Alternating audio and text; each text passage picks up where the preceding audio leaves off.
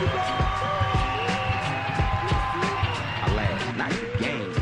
We're talking about practice, man. I mean, how silly is that? Pulls off three-pointer. Bang! Bang! It's good! Wins the game at the buzzer!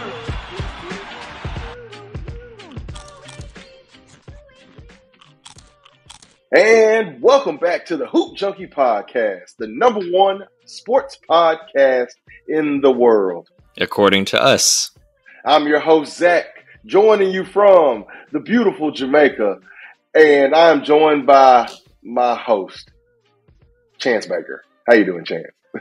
Man, I'm doing great. You're looking like you're ready to go get some sun, hit the beach. You got a big day planned over there? Man, I got a big day planned. A day filled planned of nothingness. Going to sit here, bum around the resort. Man, yesterday we got in, and it was a mess, man. And man, but we had a good time. So, but yeah, that's kind of where we're at. Yeah, and I'm sorry out there, guys. I left my mic at home, so you guys are going. This is straight call-in audio that you guys are gonna be getting today. Hey, when you're packing for Jamaica, the microphone's probably not the top of the priority. You did remember the sunglasses. I think that's a higher priority. I think those look pretty good.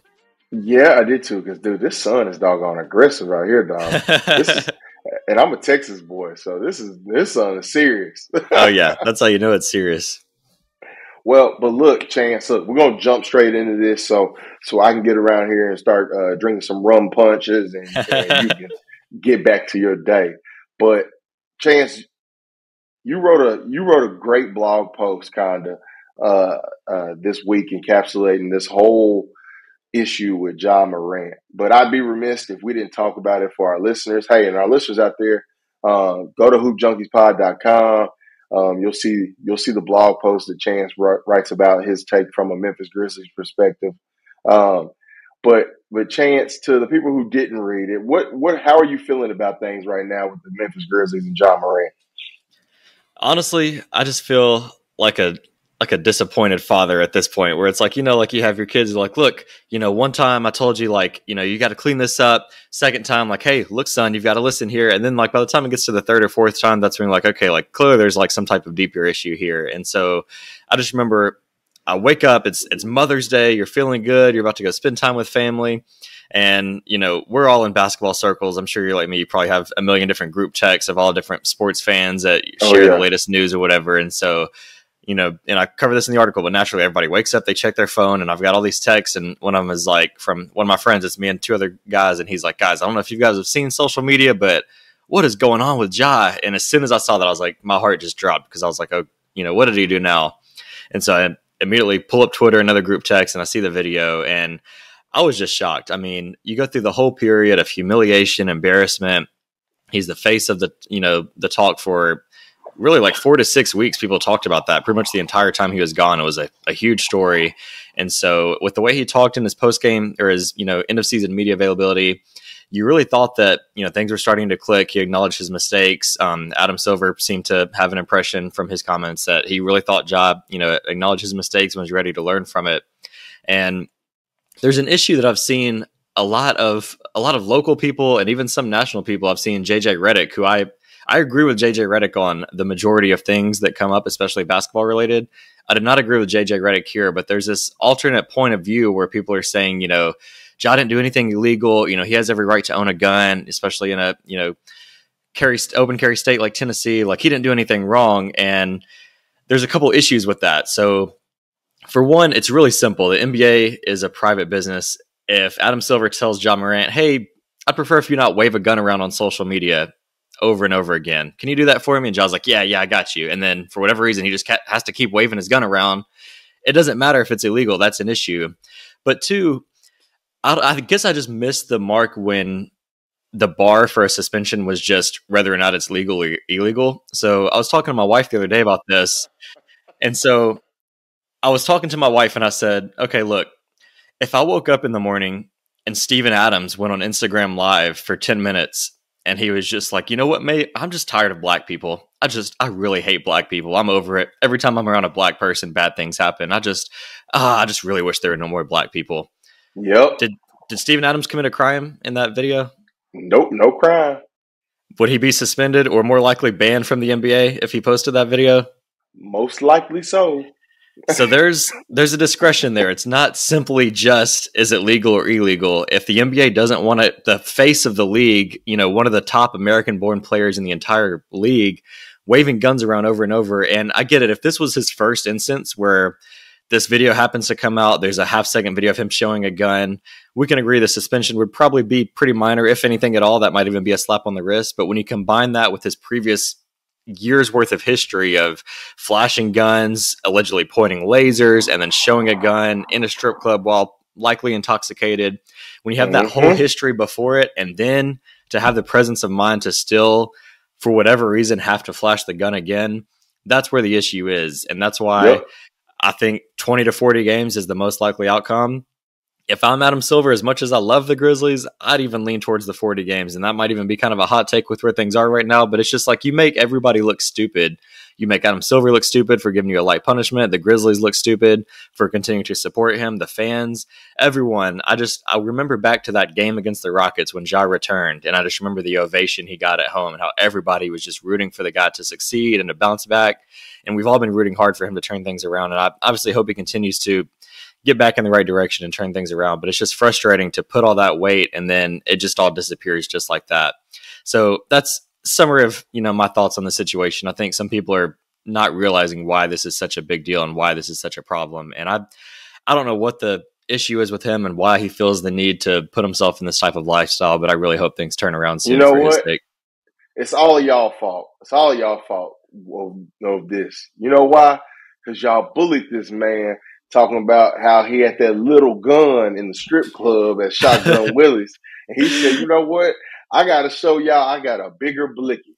And so he decided, he said, oh, this is my time. I'm going to do it again, but I'm going to show him I upgraded. Apparently. Yeah. Yeah, no, Ja's hard, man. He can't go down like that. He's got to show the big guns. And, another thing I've been hearing, too, people are saying, well, like, he's, that's just his two-way rights. That's his two-way rights. He's able to hold a gun and do this. And my issue is not the fact that he's a gun owner. I don't give a damn if he's a gun owner. I feel like everybody should be able to, if you want to go purchase a gun, you should be able to go purchase it the legal way. But there's another piece of it. You should also be a responsible gun owner. In no situation is, I saw somebody trying to compare Chris Kaman, how Chris Kaman used to take pictures with all his guns and all that stuff. And these situations are night and day. Well, you got one guy taking a picture of his guns that he has to go hunting with and XYZ, and you got another dude that every time an NBA Youngboy song comes on, he decides to start twirling the gun around. That is not responsible gun ownership. It's not. And it all goes into the whole big issue with Ja Morant about he just needs to grow up. Everything, all of this situation comes from immaturity and irresponsibilities. And so when I sit there and think about this whole Ja Morant situation, you think about him outside of his house with the 17-year-old. You think about the situation at the finish line, Foot Locker or whatever, arguing over the shoes with his mama, pulling up with folks. Like it's just bad optics. And at some point, the league is going to sit here and say, "Hey, we want basketball players. We don't want people trying to live this life. We don't want that in the game because there's 450 NBA players." I would venture to say that out of those 450, a strong majority of them own guns. Out of that 450 of them, I'm pretty sure a strong majority of them came from rough backgrounds. I am pretty confident that even the international boys coming over from Eastern Europe, they came from some rough lives too. You know what I mean? Like I'm not remiss to think that these guys didn't come from rough backgrounds to where, they had to protect themselves in some type of way. However, this is not your life now, and so at some point, man, they tried to let him off several times. The Grizz let him off several times before the league got involved the last time, and the league got involved, and they kind of just gave him a little slap on the wrist and they pat it and call it a day. Man, you can't be mad at Adam Silver if he tries to come hard on it. Now, Chance, this is where I differ a little bit. I don't think it's going to be 40 games. I think it's going to be somewhere around that 20-game mark. Just because, like, if you look at like the Gilbert Arenas suspension, like he did have that stuff like in the locker room, and it was a whole big security violation. This didn't technically violate any NBA policies. So I think it's mostly optics. And so I do think it is going to be somewhere around 20 games, which is still going to be a huge suspension for someone who's probably making close to $500,000 per game. And I think if I were Adam Silver, I would go more towards 40 games, which is crazy to say as a Grizzlies fan, that I would, go on the higher end. I'm with you. I think when it all comes down to it, I think it'll be somewhere around 20 to 25 just because it's contract detrimental to the league, but that can be very open-ended, and so it can be tough to go on a higher end. But to your point, Ja Morant is certainly not the only NBA player that owns a gun. I would venture to guess, like you said, quite a bit of them own a gun. But I haven't seen one other NBA player that constantly feels the need to wave it around on social media. And I've also seen the other argument about the Tennessee Congress people that sent out the Christmas card where they're all toting up their guns too. Those people are stupid too. But the unfortunate situation is that's a whole nother pod, but the whole situation is like those people live in districts where people like that stuff. They want to see that stuff. And so they're going to vote for someone that's sending them a Christmas card with guns. The NBA is different. The NBA wants their players to not have a gun waving around on social media. Adam Silver isn't saying, Ja Morant, you have to turn in all your guns. We're going to take it away and take away your rights. It's not about that. It's literally about what you said, the optics of it.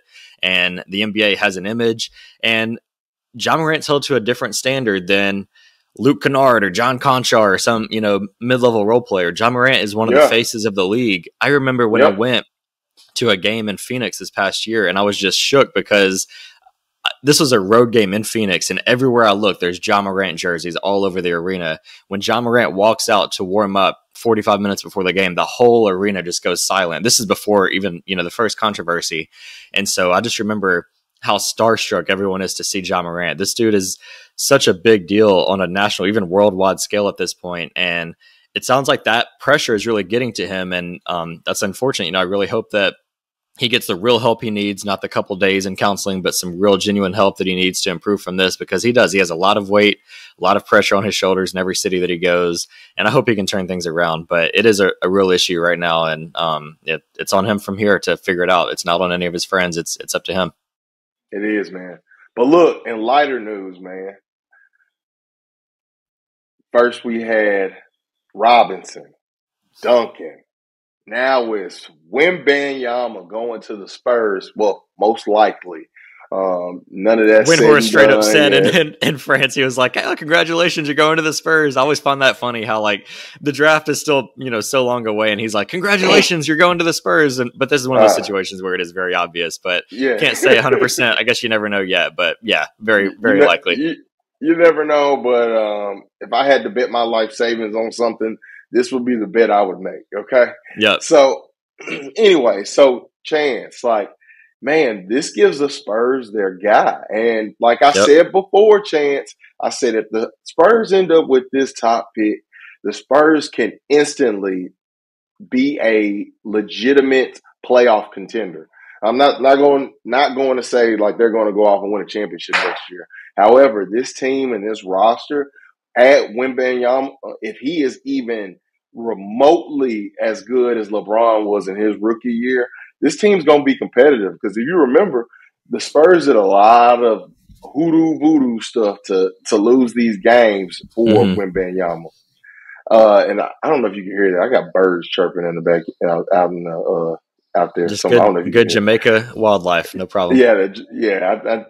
I'm bringing y'all in, living vicariously through the screen through me. Hey, I'm jealous. But Wemby on the Spurs, I think he really addresses like the need for them of having a star. I mean, if you look at all those other teams that were in the draft, the Spurs were lacking as somebody that they can build around. But then you think about they got Keldon Johnson, they got Devin Vassell. They got solid pieces that they can put around him, and it's a young core that can really compete for, I think, for the next decade if as long as they keep these guys together and let them grow together. Yeah, I think the Spurs, it's a great fit for Wemby. I think he should be ecstatic. I don't know if you saw the video, but when they were going through, naming off the teams, it was the Rockets, I think it was fourth, and they had a side-by-side with Wemby, and when they said that, he's like looking at his family, and like, I don't know if that was him rooting for the Spurs, and that was just another team, that the Spurs passed up, or if he just really didn't want to go to Houston. That could go either way. But ultimately, I think San Antonio is the best fit for him. I think, is. With Pop, they have a history. Pop's going to coach until he's 110 at this point. He's not leaving anytime soon now. But they have a history of developing number one picks. Not only that, but, generational big men. And I think it's good for the NBA as a whole. I think when there's a prospect like this that comes out, it's good for the NBA if this prospect maximizes his potential. When LeBron came out, LeBron was so hyped up, and LeBron met and really exceeded every expectation that he had. And I don't know if Wemby will be as good as LeBron, like in his rookie season. LeBron was a real outlier as far as how good he was as soon as he joined the league. I think Wemby, I think we need to slow down just a little bit with the hype. I saw Woj called him, possibly the best prospect in pro sports history. And yeah, it's a lot of pressure. Yeah, I think, we talked about this with the Josh situation. I think you're putting a lot of pressure on a guy, coming into the league. But, from everything I've seen with this guy, and I'm no, scouting expert, but a guy that's 7'5", moves like that can literally miss his own three-pointer and put back dunk it. Like, he does some things that are special. And I think health is really the only thing holding him back. I've seen some say that by year 3, front office executives expect him to be the best player in the NBA. I think that's a little jumping the gun too.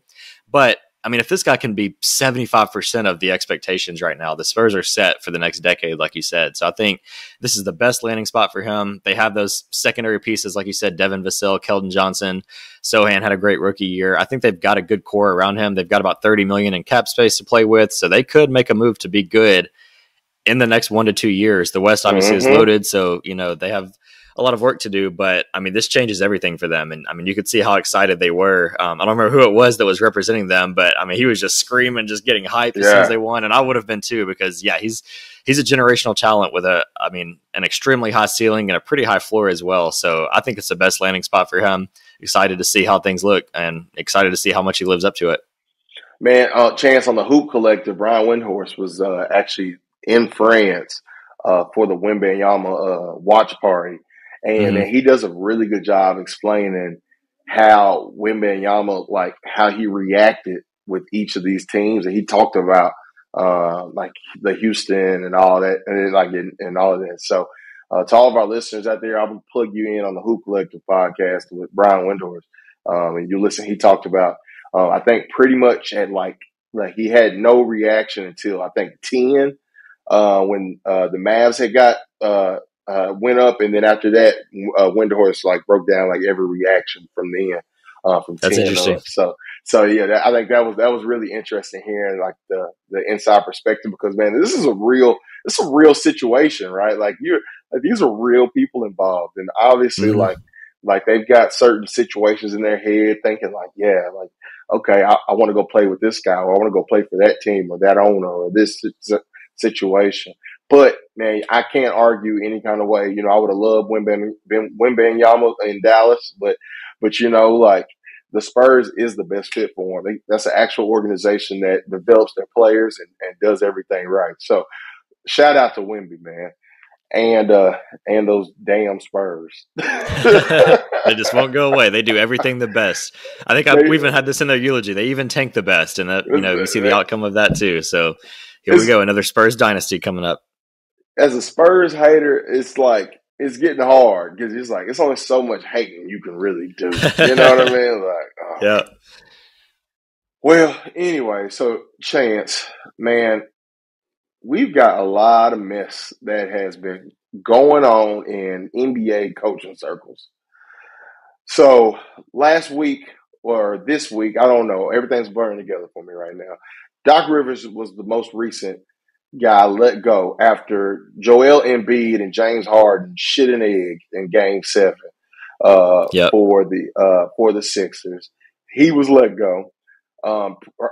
Right before that, Monty Williams and the Suns laid an egg the same way they laid an egg the year prior, and then technically even the year before that when they went to the NBA Finals and were up 2 games on the book. So another postseason failure on their behalf. Bud was let go after losing in the first round. We talked about him. Then you got other coaches like Dwayne Casey, a championship winning coach for 2011 on Rick Carlisle's staff. You got Steven Silas out there. You got a lot of coaches going on with a lot of player movement. Ime Udoka took the Houston Rockets job. Chance, what is your overall take on this? Do you feel like these NBA owners just have so much money that they don't care about letting these coaches go because they're willing to just pay these ridiculous buyouts? But it just seems like coaches nowadays have a shorter leash than ever. Yeah, I definitely think that's the case. I think coaching is very much what have you done for me lately? And I think the leashes are too short. I mean, you've got guys like Nick Nurse. Bud has his problems. I still think he's a top level coach. Monty Williams, I still think is a very solid coach. And I think it's when you look back at these championship level coaches, Frank Vogel won a title, he's out, and I blame that mostly on roster construction. I think if Vogel was coaching the Lakers, they'd still have similar success. Nick Nurse winning a title, he's out. Monty Williams making the finals, he's out. Bud winning a title just a few years ago, he's out. It's literally just, what have you done in the past year or so?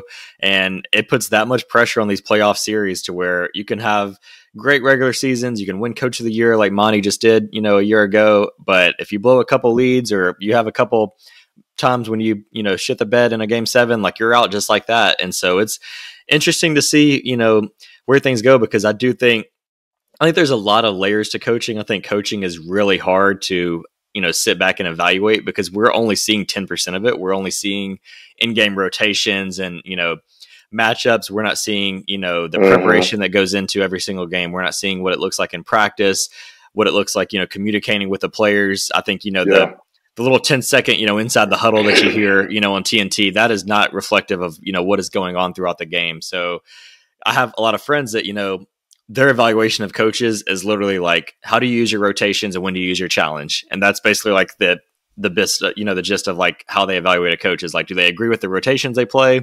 And do they agree with their timeout usage and their challenge usage? And that's literally like 10% of the coaching job, when it comes to preparation, matchups, all of that. It's really hard to evaluate. So for me, the biggest thing for coaching is what were your team's expectations going into the year? And how did your team perform to those expectations? So Taylor Jenkins is an example. A lot of people locally get really frustrated with Taylor Jenkins because his rotations can be a little interesting sometimes. He has some challenge issues sometimes. But overall, when you look at a team like the Grizzlies, they've outperformed their win expectation every single year.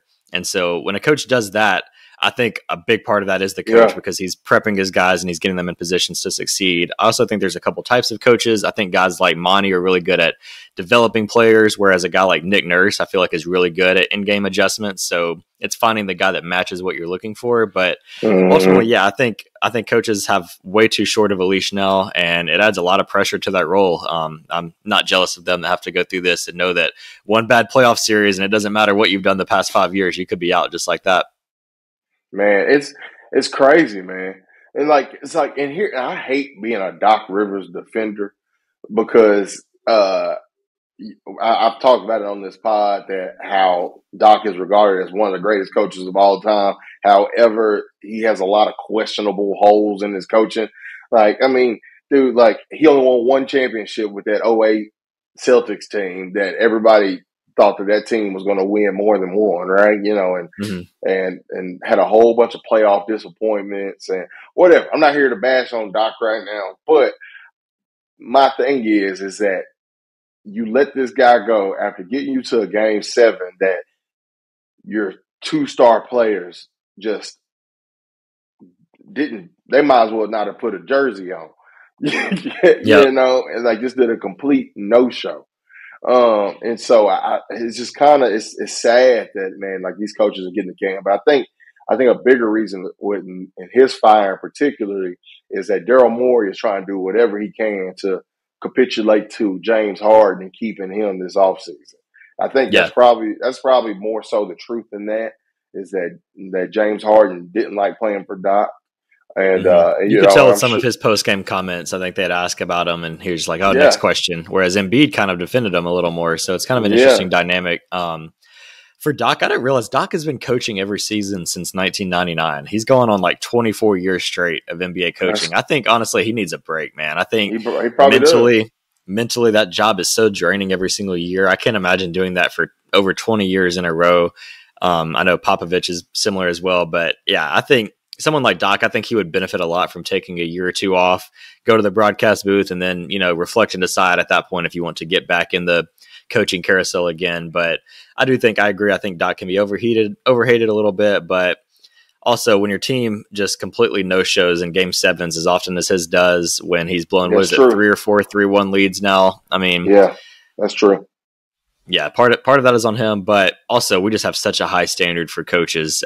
It's a little unrealistic sometimes to meet some of those expectations that they put on them.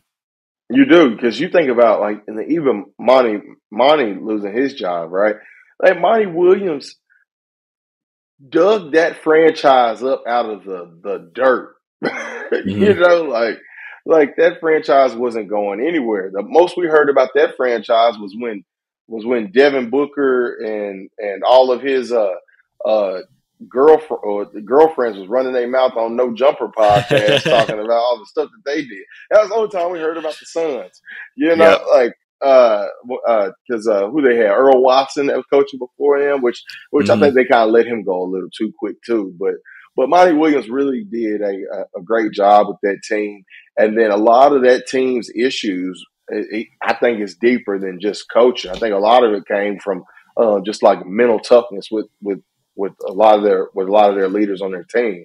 I think mental toughness is a big part of it, and part of that is coaching too. Not having your guys ready, not having your guys prepared. Yep. B-Ball Breakdown did a great 19-minute YouTube video, kind of explaining some of the issues with Doc Rivers coach teams, and he goes all the way back to the early 2000s, and just a lot of little things where a little run will happen, and he's not calling timeout, or he's not having his guys set up and in a good position to make the right place, where guys are just kind of free flowing out there. They make a couple mistakes, those exponentially grow, and then all of a sudden you're down by 15 in a crucial game and the team falls apart. And that's been a reoccurring pattern with Doc Rivers coach teams. So I would definitely encourage people to go check out that video as well, because there's a lot of in-depth analysis on some of the issues, and it gives you just another viewpoint of how coaching works. And like I mentioned, how there's just so many different layers to it, and so tough to evaluate. But that's a great watch too, to kind of see what some of the issues have been. And it's kind of interesting to see how it's a lot of the same problems, regardless if it's Boston, LA, Philadelphia, all the different areas. It's all the same issues that come up. So I'm curious to see how the shuffle ends up. You've got some great coaches out there, Nurse, Monty Williams, see where Bud goes next.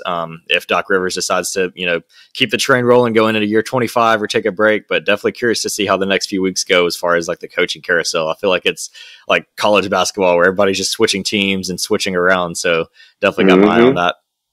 Mm-hmm. All right. So, Chance, we are in a playoff series. We're in a couple. We got a couple playoff series that we got going on, man. So we got in the West Coast, we got the game that was on last night, the Lakers and Nuggets, and the East Coast, we've got the Celtics and the Heat. Which series do you want to talk about first? Which one you want to talk about? I'm gonna let you pick.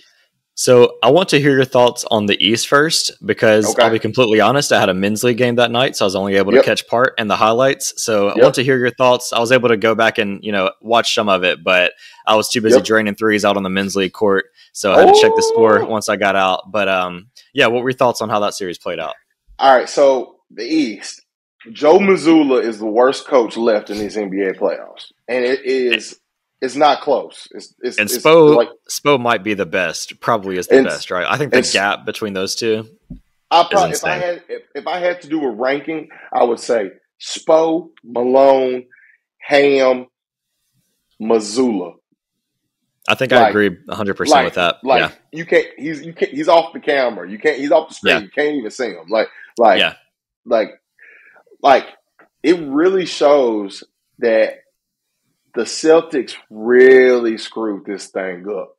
I think they really screwed this up, and this really may have major long-term implications on their championship window. Um, and here's the thing: NBA coaching at this level is extremely hard. However, and another thing, it is this guy's first year. Like we got to give him, you know, give him a break because there's stuff he can go in this off season and sit there and reevaluate how he used this roster and all these different things. And he can come back even better next year, right? That's that. Like I mean, if you remember Spo, his first couple of years, right? Like he had some questionable things where people were like, man, should Pat Riley come back downstairs and Right. coach? But now we're sitting there saying like nobody's questioning Spo. Spo could put 4 players on the court, and we could talk ourselves into saying, yeah, that was a good idea actually because it threw him. Right. You Yep. know what I mean? But it took him a while to get there. So I'm not saying that Joe Mazzulla is a lost cause. However, this goes to show you the decisions that you make with your team while they are in a championship window. It really matters. The Celtics, for whatever reason, they let Udoka go for whatever reason. We still don't know exactly. It was so bad that still 29 other teams had no issue with him still being in the league. So it couldn't have been that bad. It was just that bad to you guys, right? So something that probably should have been a suspension, but you ended up being a situation where you let him be termed. It didn't sit right then, and it don't sit right now. And I think that decision is ultimately what might end up dooming them because it's only going to get harder for them from here on now. Jason Tatum and Jaylen Brown both got All NBA, so both of them are now eligible for the Supermax. So now you're going to have almost $300 million tied, $300 million each, about $600 million in contracts tied between two players. So that means once those dudes ink those deals, it's only so much cap flexibility that you have, even with the new CBA coming up, which we can do a deep dive in once the season's over. But with the new CBA coming up, it's only going to get harder to make moves. Once Al Horford ages out, you got then you got some of those other vets on the team. Luckily, you got a lot of young guys, but then you got like Grant Williams that Joe Mazzulla is not even playing, but has proven himself to be a great playoff player for them. A good rotation piece, but Joe Mazzulla just doesn't know what to do with him. But then this guy, I mean, he's a free agent this summer. Are they going to let him walk? Are they going to re-sign? What are you going to do with him? But the smart thing to do with them is if you don't want them, at least re-sign them and trade them so you can at least have some assets because you're going to need those assets with having two players of $600 million sitting on your cap. So I think a lot of this goes back to the Celtics ownership, front office, letting Udoka go for basically nothing. But then on the flip side, man, the Heat are probably on paper the worst team left in this playoffs. Oh, by far, on paper. Yeah, on paper. However, the Heat, to me, right up there with the Nuggets, I'll say that are probably the best teams left in this playoff. And it's really showing in this Celtics series. The Celtics have top end talent from player A all the way down to the 6th and 7th man. This team is stacked from the Celtics perspective. However, they are inconsistent. They do not have a team identity. And they look lost at times in big moments of when it matters. You looked at the end of the game, the last game. Jason Tatum was just turning the ball over, missing shots. In a world where you have a 1B, let Jaylen Brown go cook. Like, and this team is so frustrating where I hear those rumors about Jaylen Brown wanting out. If I was him, I'd want out too. I would want out too because, dude, you are a supernova in your own right. But then everybody treats you just like you a chopped liver. Right. Like, and that's the problem with this team is that they've got to find an identity. And I don't know if they have enough runway left, Chance, to find that identity. Yeah, I think at this point, at some point, we have to ask ourselves when it's time to stop sleeping on the Heat and actually give them credit. Because, like you mentioned, on paper, they are the worst team. This should be a 5-game series, with the Celtics taking it. But at some point, you have to realize, they steamroll the Bucks, who are by far the best team throughout the regular season. The Knicks, that was more of a even matchup on paper, so we thought, but they had absolutely no issues, even with Butler being hobbled for a good bit of that series. And now they just come out and get game one again. So I'm really curious if this was a situation where the Heat were very well rested. They ended their series early, whereas Boston was just coming off of, even though it didn't go down to the wire, they still had to spend a lot of energy in that game 7 with lower rest. So this was kind of a trap situation where if you're going to steal one of the two on the road, that was the one to get. So now I'm really curious how game 2 goes tonight. If the Celtics bounce back, some of these adjustments get made. Grant Williams, I think, is a good piece because that's a guy that's very switchable, can guard all positions, would make a lot of sense for the way the Heat have constructed their lineup. I think he would be a good fit to just throw out there and see what kind of minutes you can get out of him. But at some point, I do think you have to start to realize that the Heat are legit and they're a team that can compete with anybody at this point. And so if they go in and they win tonight, Boston is in serious, serious trouble. But I know the Lions still have Boston as a heavy favorite right now, and I'm sure that's about right. But at this point, I'm leaning towards picking the Heat to rerun the bubble days and make the finals again. Do you think the Heat actually have a chance to win this series? Or do you think the best they can do is extend it and keep it as a long series? I'm picking the Heat to win this series. Yeah. And I'm going against myself. Because going into this, dude, I was like, man, the Celtics are so too talented. Like, even going to the playoffs, I thought the Heat would be an easy out. But you know what? I was wrong. I was wrong. The Heat have proven themselves to be the best team in this playoffs. I think this Heat team is very similar to like that 2011 Mavericks team, where you got one guy that's out here just cooking, and then you got people who know their roles and know their jobs. And whenever you end up in a situation like they're in now, you got a group of soldiers who know their job, and you got a group of soldiers who don't. This is very Russia and Ukraine. Like, we got these situations where you got these people who know exactly what they're doing, they know the mission, and they know what they need to do. So even when they mess up, they're like, you know what? Hey, at least I operate the game plan. These guys over here messing up, they don't know. They don't really understand how they messed up. How do I improve on it? Let's just hope our talent outweighs them. And I am not confident in the Celtics to figure that out in enough time to beat the Heat. So and the Celtics have looked shaky throughout the playoffs. In that first round series against Atlanta, they did not come in and take care of business. That one went to a long 6-game series.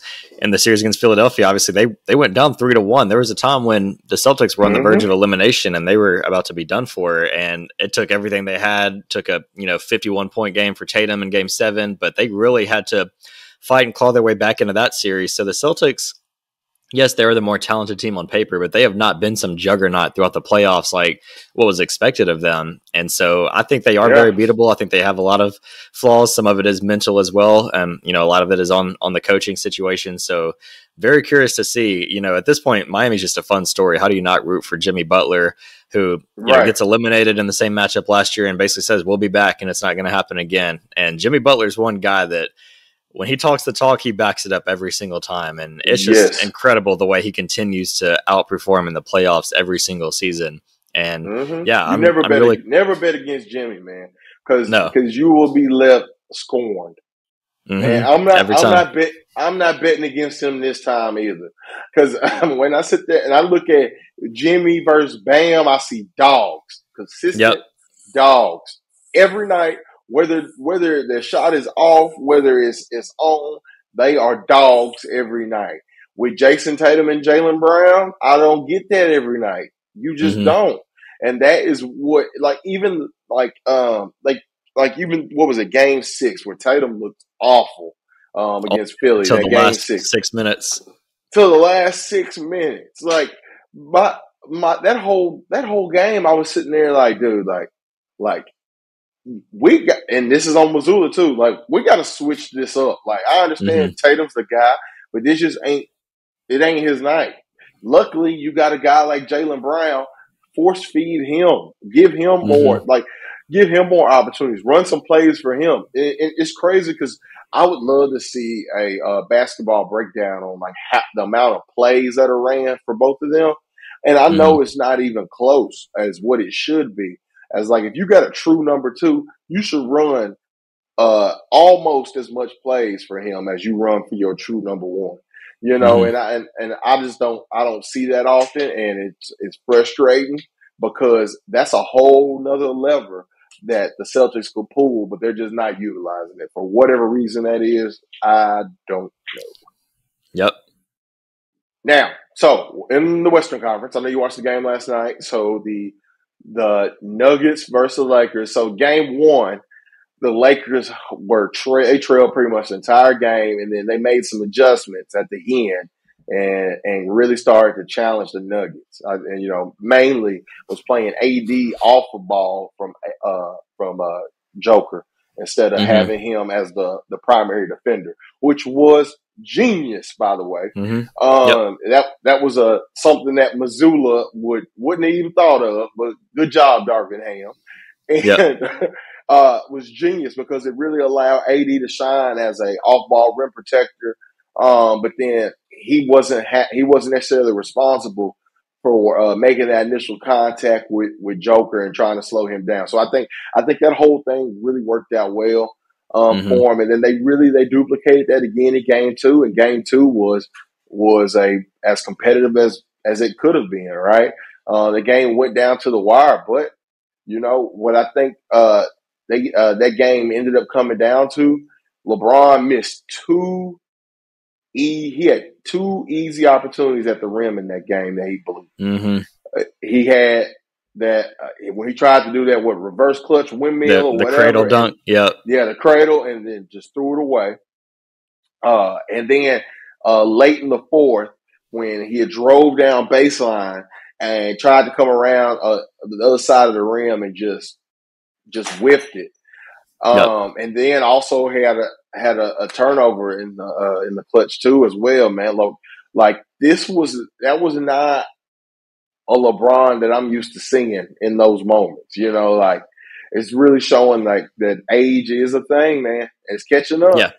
Yeah, I think that was a reminder that this is your 20 LeBron. They're playing in the Mile High City, Denver, with the high altitude going into, I think they mentioned LeBron's played like over 200 or something games in the playoffs, which is equivalent to like 3 full regular seasons. Now they're deep into the Western Conference Finals. They're back to playing basically every other night for the past few weeks and, playing in Denver with the altitude. I think it's catching up. And I mean, you saw it with every player. I mean, by the end of that game, everybody was tugging on their shorts. Jamal Murray's been sick. He was breathing heavy. Everybody was exhausted. But when it's in a situation where it's a game like that, the guy that's 38 years old, been in the league for 20 years, he's going to feel it. And I think, obviously, the dunk, he just lost the ball. I don't think that was like a lack of athleticism thing. That could have been a lack of focus. And that happens when you're tired as well. Same thing with the layup at the end where they're trying to come back. I think that would have cut it to like 2 in the last minute. And he just smoked the layup. I think fatigue is a big part of that. And I think, the Lakers could be wearing down. A big part of it is too, like Davis was playing great on defense, and agreed the adjustments to take him off ball was genius. I think you see a lot of that. That's how the Grizzlies use Jaren Jackson. He's mostly an off-ball defender to row and play free safety. The Bucks do it with Giannis as well. I think it makes Draymond a lot of sense with the Draymond Warriors. Yeah, I think it makes a lot of sense to have your best interior defender not necessarily guard the other post player, but be that kind of free roamer that can help.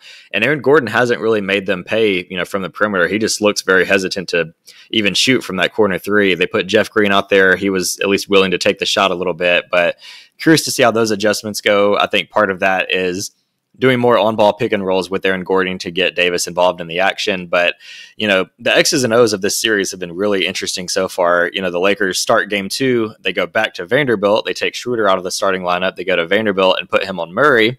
So then when they do the Murray-Jokic pick and roll, they just switch Vanderbilt onto him. So there's a lot of different moves that Ham is making that I think are successful, because when you look at Jokic, he had a great first 3 quarters of the series.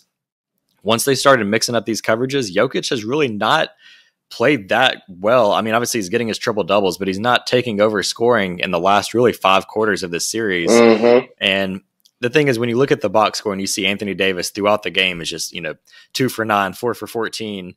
At that point, Denver has to win this game, because Anthony Davis has earned the alternate days nickname, where every other day he's going to play well every other game. And you cannot give up a game if you're going against the Lakers. You cannot give up a game when Davis plays that bad on offense, because he can turn things around really quick. So I think if the Lakers could have stole this one with as bad as AD and LeBron played, that could have flipped the series. Don't think the series is over. I think there's still a lot of adjustments to be made on both ends, and really curious to see how it looks when it shifts to LA. But Denver, Jamal Murray, we talk about Jimmy Butler and how he elevates his game in the playoffs. Jamal Murray has gotten to where he's earned that same respect. When you look at what he did in the bubble, obviously he was hurt last year, but coming back, and now that he's able to play, I saw he entered the game again with 10 minutes left in the second quarter and played the whole rest of the way. And he's coming off the ear infection, the sickness, and huffing and puffing out there. For him to do what he did, I think that was his 4th time scoring 20 or more points in the fourth quarter of a playoff game. He's back 100%. And if they've got that Murray to where Jokic doesn't have to get 40 and 20 and 15 for them to have a chance like we've seen in the past, if they've got that Murray, you've got Porter hitting clutch shots as well. The Nuggets are really tough to beat, but we'll see what it looks like when they get over to LA and what adjustments are made from here. KCP has been playing amazing. Playing great. Bruce Brown off the bench. One of the best values in the entire league. He's been unbelievable on both ends. He's getting paid this summer. 100%. He's talking his talk too as he's running up and down the court. So, I think Denver looks like the clear finals favorites at this point, just the way they're playing, clicking on all cylinders. But curious to see the matchups going into Game 3.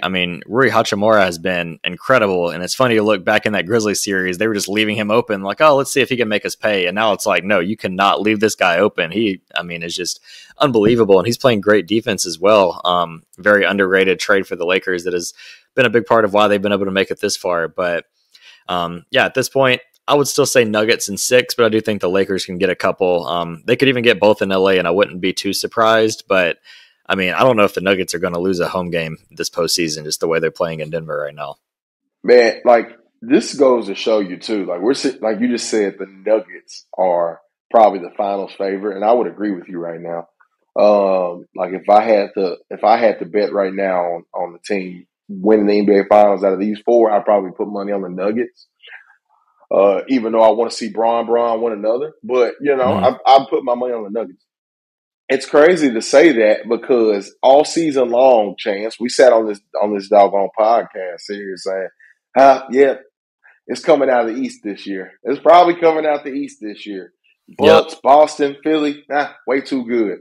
And now we're in a situation where that's what shows you being an NBA general manager is so hard, because your team can look so great in the regular season, but it's all about what does your team look like now at the end of the season, going into the summer. And so that's why, man, roster building, I tip my hat off to those guys, because roster building is probably one of the hardest things to do in the world. You take heavy risk, like Phoenix, for example, trading basically every asset they had for KD, where if you make a move like that, you're banking on winning a title. And when you go out of the playoffs, with an aging guy like KD and Chris Paul, every single year that you don't win, it's just that much more pressure. And then you can find yourself in a situation where you have no assets. And if you don't get a title from a big move like that, it's a complete waste. So it puts a lot of pressures on the GM as well to, decide how much risk they're willing to take, because once you get to the playoffs, one injury could change things. One bad run can change things, one shooting slump. And it's interesting. We talk about the East, and Miami is basically single-handedly destroying all those predictions by taking out the Bucks, possibly taking out the Celtics. They're just like, hey, our name should have been up there in the East. And at this point, maybe they should have been, as with their history of recent playoff success. Man, wild stuff, man. But hey, at least we got 2 good series going on. So that's something to look forward to, man. But anyways, Chance, so looks like I'm about to go ahead. I'm about to go walk the beach a little bit, get in the pool. and do absolutely nothing. Yep, very jealous Nothing of you, my this season. friend. Very jealous. Yeah. Hope you enjoy it. Catch the game later. You going to be able to watch it from Jamaica? You got a sports bar picked out over there? Oh man, yeah. It's a little sports bar downstairs, man. Let me tell you something. Boy, them all the Jamaican bartenders and staff, man, they know how to party, man. They had us down there having a blast. So shout out to these people out here at the Grand Palladium in Montego Bay. Y'all have done nothing but treat us well. So I'll make sure to check in on you late tonight. Make sure you're still alive. yeah. I might be, a little leaned over, but hey, but I'm here. Well, all right, y'all. Until next time, we will holla at you.